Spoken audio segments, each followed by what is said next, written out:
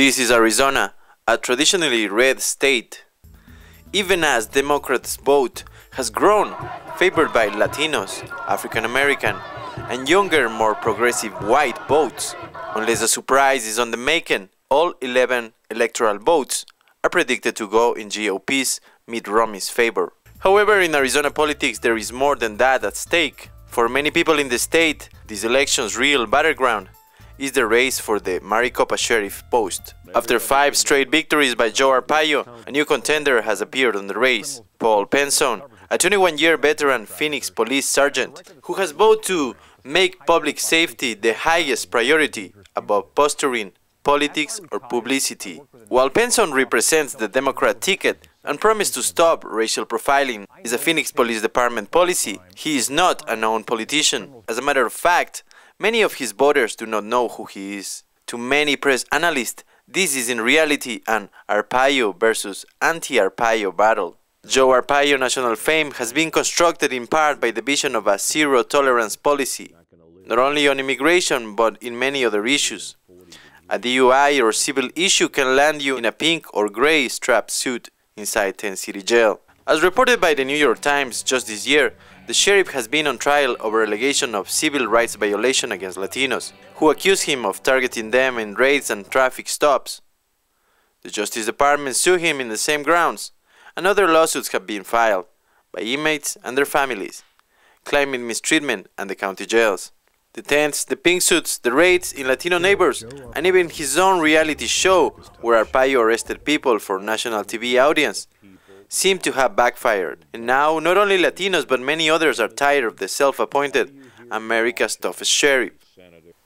Many advocacy groups and individuals are fighting to defeat the reported $8.5 million strong Arpaio's campaign. One of them is Randy Parras. He is the chairman and founder of Citizens for a Better Arizona. I think he saw some historic developments in the state of Arizona the last year and a half or so, beginning with the recall of Russell Pierce. This was someone who was a nationally known figure, one of the most powerful folks and leaders in the state of Arizona, who in a very short period of time, within 10 months, went from being the de facto governor and president of the Senate to being unemployed.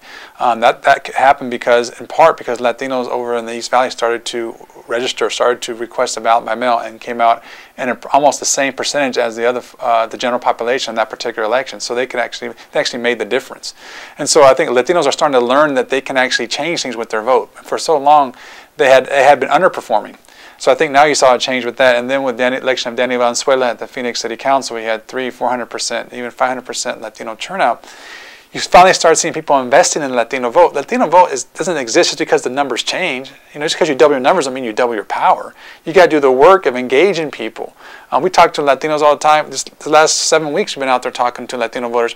Some of them don't even know how to fill out a ballot. We sit down with them and go through that process. This is a process of engagement, of conversation, of teaching. The county recorder doesn't do this work. They don't really care if Latinos vote or not. What we got to do is really go out there and engage and challenge Latinos and say, look, no, we need your vote. We need your vote to win. We need your vote to shame on us if Sheriff Arpaio wins. If a Sheriff Arpaio wins, it's Latino's fault. Parra's team is made by a blend of ages and economic backgrounds, of mostly Latino activists, working hard to get Joe Arpaio out of office.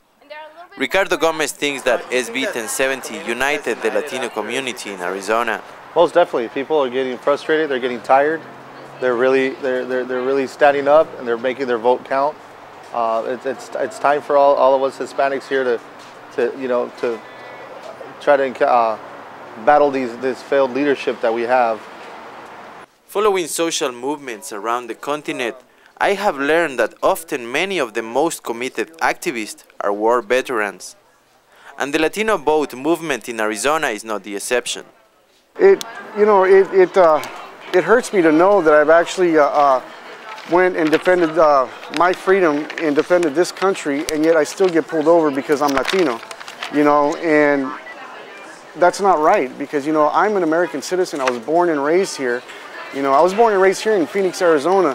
And back in '93, when I joined the Marine Corps and everything, it wasn't like this. Law enforcement was not as hard as, or they looked down on the Latino community as they do now. At least that's what I got when I was here. And being away, I was away for 20 years, and I actually moved back here a little while ago, and I've seen the way things are, and it really disappoints me, you know. It disappoints me that law enforcement officials think that they can actually get away with things, you know, and that's not right to me.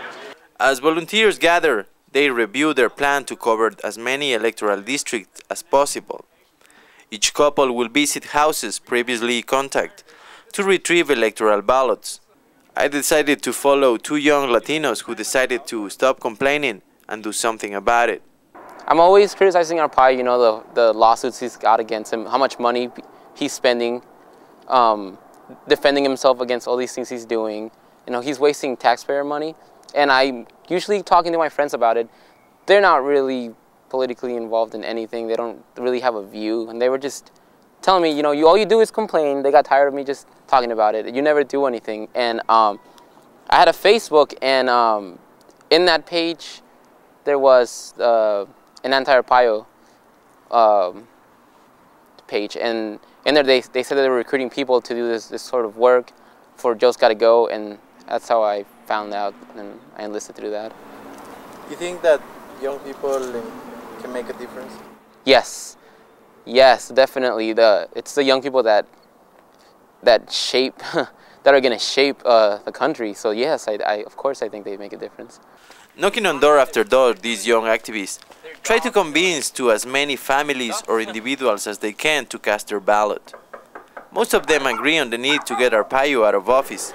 However, they are not always successful. Basically, what people sometimes do is they get, they don't feel comfortable giving us their ballot. They don't feel comfortable trusting us with their ballot, which is fine, and it's something personal. We understand that. So they'll just come up with excuses like, my wife is asleep, or I'm gonna fill it all out. When we know for a fact that it's so late. I mean, the election is like in 2 days, so it's so late to be doing that, to be researching everything, that it's about trust. Walking these neighbors allowed me to get a sense of how some Latino constituents feel about elections, democracy, and the candidates. La familia, que es la célula fundamental de la sociedad, se mira amenazada por ciertas maneras de pensamiento racista. Se quebranta, se golpea a esa célula fundamental y afecta a la sociedad. O sea, afecta a los que trabajan en la policía, a los que trabajan en los bomberos, a los que trabajan en el gobierno, pero hay personas que no quieren entender esto.